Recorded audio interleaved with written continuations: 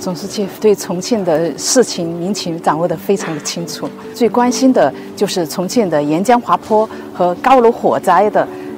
治理能力和治理体系的现代化。专门提到了重庆超大城市的这种高楼林立、数量比较多、密度很大的这种情况，为我们下一步用现代化、数字化的手段去治理重庆的高层建筑提供了指引。总书记对超大城市的现代化治理非常的关心，要求要增强我们的责任感，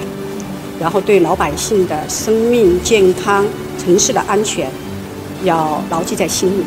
对我们的老百姓他们的这种安全，那真的是挂在心里。总书记要求我们要继续探讨，走出一条超大城市通过数字化赋能的方式，